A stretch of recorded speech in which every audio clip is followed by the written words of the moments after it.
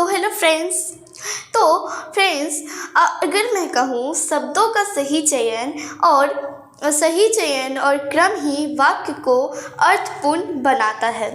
क्या आपने कभी सोचा है कि वाक्यों में एक छोटा सा बदलाव वाक्य के पूरे अर्थ को बदल कैसे देता है? तो आइए हम यही जानेंगे, वाक्य विचार के रहस्यों और भाषा की शक्ति को गहराई से जानेंगे इस वीडियो में। तो आज हम लोग पढ़ेंगे वाक्य विचार, सिंटैक्स। तो सिंटैक्स होता क्या है यह जानेंगे।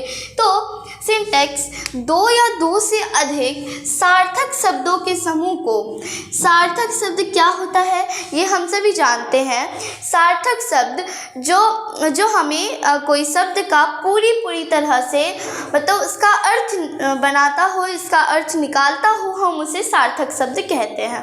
ठीक है, दो या दो से मतलब दो हो या दो से अधिक हो सार्थक शब्द, दो या दो से अधिक सार्थक शब्द के ग्रुप को, समूह को क्या कहेंगे?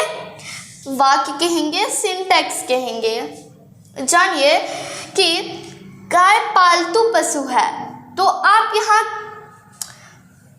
गाय पालतू पशु है, अब एक कुत्ता भौंक रहा है, आप यहाँ बैठिए, आप कहाँ रहते हैं? तो ये सभी जो है वाक्य है। ठीक है, तो अब जानेंगे वाक्य के वाक्य के अंग, पार्ट्स ऑफ सेंटेंस। वाक्य के अंग कितने होते हैं या हम इसे कह सकते हैं काइंड्स ऑफ सेंटेंस। वाक्य के प्रकार, ठीक है, तो कितने होते हैं? तो वाक्य के मुख्यतः दो अंग होते हैं। कौन कौन से? उद्देश्य और विधेय। उद्देश्य क्या होता है? सब्जेक्ट, और विधेय क्या होता है? प्रीडिकेट। तो पहले हम लोग जानेंगे उद्देश्य क्या होता है, सब्जेक्ट, इसके बाद हम लोग जानेंगे प्रीडिकेट क्या होता है, विधेय क्या होता है। तो पहले हम लोग डिटेल से जान लेते हैं सब्जेक्ट क्या होता है।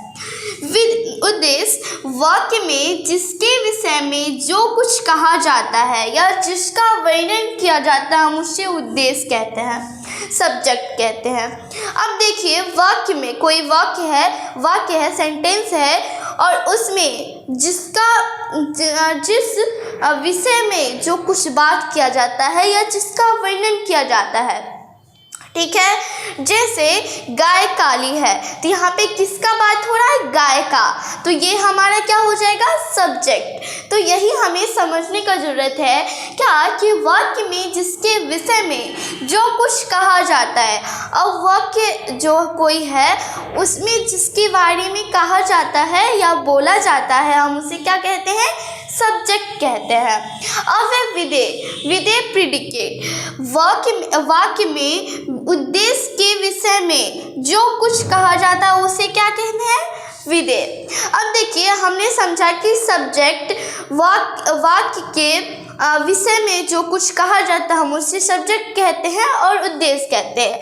अब है विधेय, वाक्य में उद्देश्य के विषय में, जैसे कि कोई मान के चलिए कोई सब्जेक्ट है, जैसे राम आम खाता है। ठीक है, तो यहाँ पे क्या है? राम है, जो कुछ कहा जा रहा है। तो यहाँ पे उसके वो विषय में कुछ करता है, मतलब वो क्या चीज़ कर रहा है? आम खा रहा है, तो वो हो जाएगा हमारा प्रीडिकेट, विधेय हो जाएगा। ठीक है, तो वही हमें समझना है। अब है वाक्य क्या है? गुरु जी का सम्मान करें। ठीक है, गुरु जी का सम्मान करें। तो यहाँ पे उद्देश्य है, तो किसके बारे में, किसके विषय में हम बात कर रहे हैं? तो गुरु जी के बारे में। तो ये हमारा गुरु जी क्या हो जाएगा? सब्जेक्ट हो जाएगा, उद्देश्य हो जाएगा। और विधेय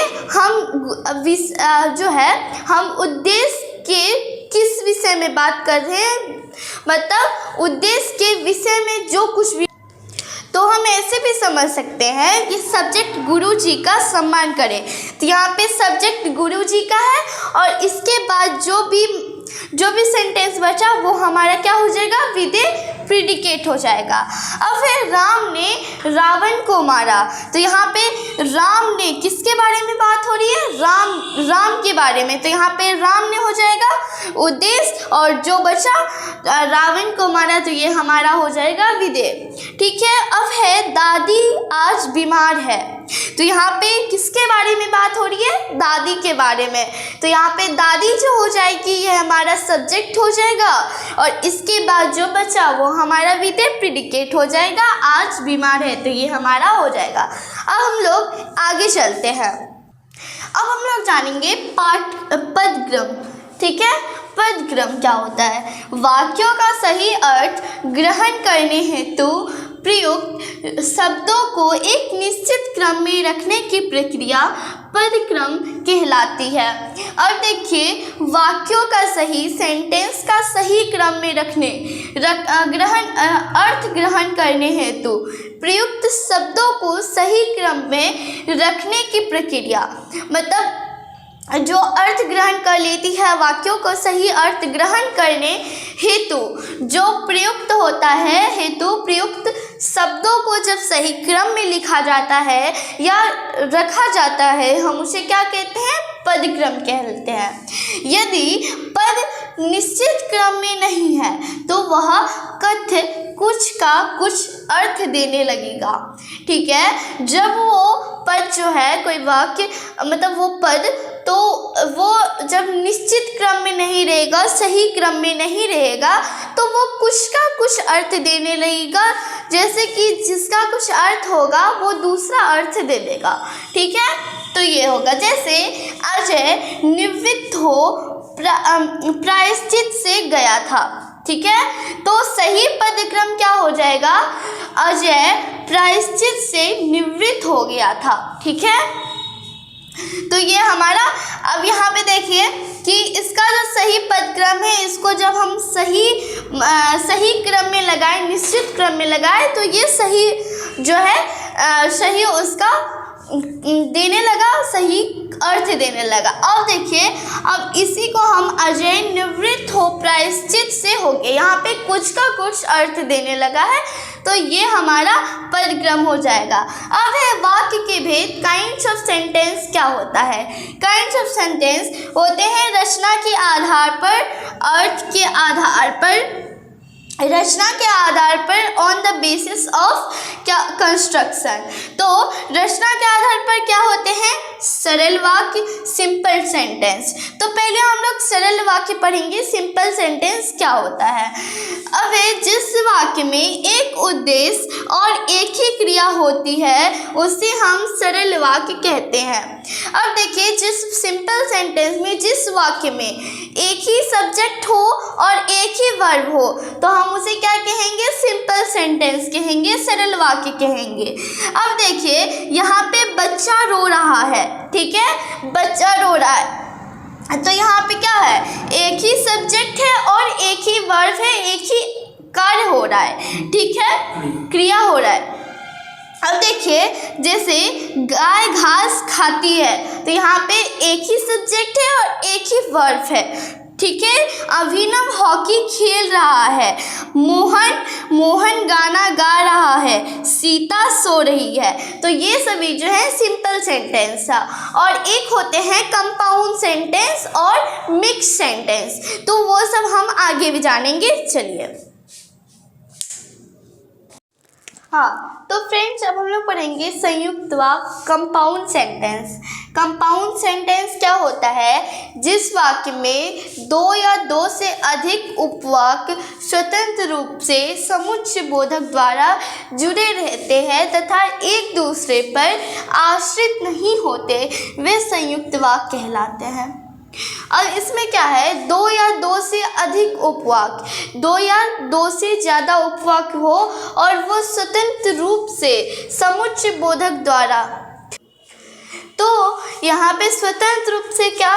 कंजक्शन, समुच्चय बोधक द्वारा जुड़े रहते हैं, मतलब इंडिपेंडेंट से जुड़े रहते हैं, इंडिपेंडेंट रूप से कंजक्शन में जुड़े रहते हैं तथा एक दूसरे पर आश्रित नहीं होते, एक दूसरे पर डिपेंड नहीं होते हैं, वे क्या कहलाते हैं? संयुक्त वाक्य कहलाते हैं। जैसे वह आया भी लेकिन ठहरा नहीं, तो यहाँ पे दो या दो से अधिक उपवाक्य है।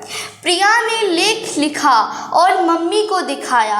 आरव के घर के पास पहले जंगल था, परंतु अब घनी बस्ती बन गई है। ठीक है, अब हम लोग पढ़ेंगे मिश्र वाक्य कॉम्प्लेक्स सेंटेंस क्या होता है। जिस वाक्य में एक प्रधान उपवाक्य हो और एक या एक से अधिक आश्रित उपवाक्य हो तो उन्हें हम मिश्र वाक्य कहते हैं। अब मिश्र वाक्य कॉम्प्लेक्स सेंटेंस वो क्या होता है, जिस वाक्य में एक ही प्रधान उपवाक्य हो और उसमें एक या एक से अधिक डिपेंड जो है उपवाक्य हो, हम उससे मिश्र वाक्य कहते हैं। जैसे सभी जानते हैं कि राहुल पढ़ने में तेज है, तो यहाँ पे सभी जानते हैं ये प्रधान उपवाक्य हो गया, और कि राहुल पढ़ने में तेज है तो ये आश्रित उपवाक्य हो गया, डिपेंड उपवाक्य हो गया। जो मनुष्य मेहनती है उसके लिए कुछ भी असंभव नहीं है, तो यहाँ पे जो मनुष्य मेहनती है तो ये प्रधान उपवाक्य हो गया और उसके लिए कुछ भी असंभव नहीं है, ये आश्रित उपवाक्य हो गया। तो फ्रेंड्स, अब हम लोग यहीं पे ये वीडियो क्लोज करते हैं। तो फ्रेंड्स, आप सभी को ये वीडियो अच्छा लगा होगा तो लाइक एंड सब्सक्राइब जरूर कीजिएगा और अपने दोस्तों को ज़रूर शेयर करिएगा। Thank you.